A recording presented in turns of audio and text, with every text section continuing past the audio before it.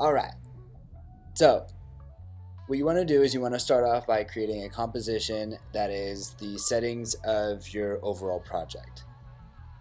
Now what you do is you'll go in right here in this panel right here, you could click on new composition, and if you want you can set it up for 4K, which is 3840 by 2160, or you do 1920 by 1080.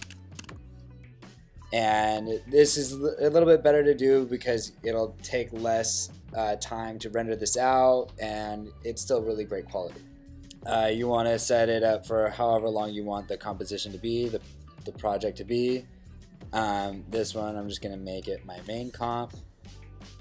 Okay, so now I'm going to start off by creating a background layer. You can double click this square right here and it will create a rectangle the size of your composition. Now I want the fill to be this salmon looking color. Alright, so I'm going to go in and I'm going to name this my background. So now that I have my background, I can lock that so I don't need to move it, and I'll create text. So this text will say, hello world.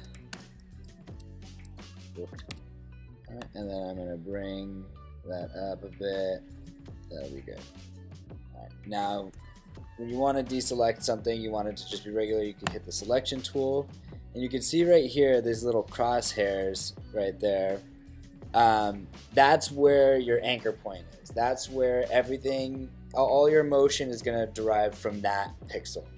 So normally what I do is I hold Command, double click on the move anchor tool, and it will bring it to the center of whatever your asset is. Now I hit V again and I want to align this to the center of my composition and the dead center in the middle, up and down, left and right, so it's completely in the center. Now what I can do is I can go in and I could change the color. I'll make that white, and then I want to create a drop shadow behind this. Alright, so now it looks a little bit more lively. Let's bring that, let's make that exclamation point. We're excited to do this. Alright, and then I can change right here. This is the resolution, so the quality that you're seeing your composition.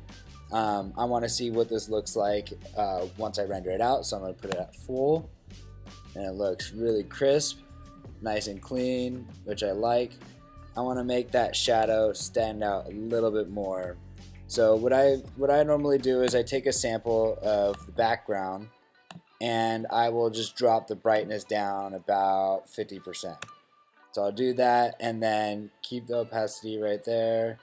Let's drop this back a little bit more, and then we'll spread it a little bit and then make the size a little bit more. So it really looks 3D. It looks like it's sitting there in a different little world. Alright, and what I want to do is I can animate this.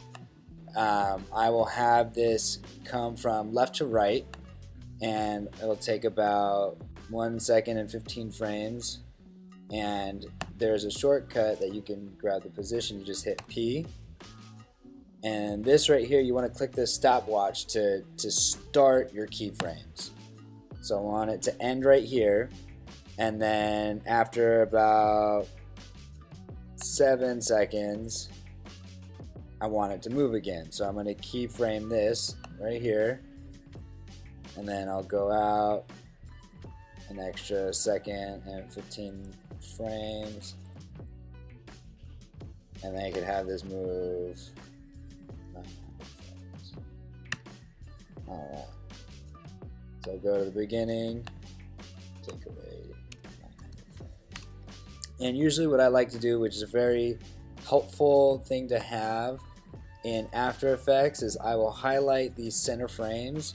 I will hold Function F9 and what that does is that eases the keyframes, and it makes the animation a lot smoother.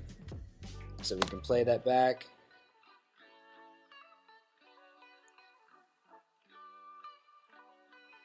Alright, now that seems a little bit too long. I'm going to go back to, let's do 4 seconds and 15 frames. Alright, do that again.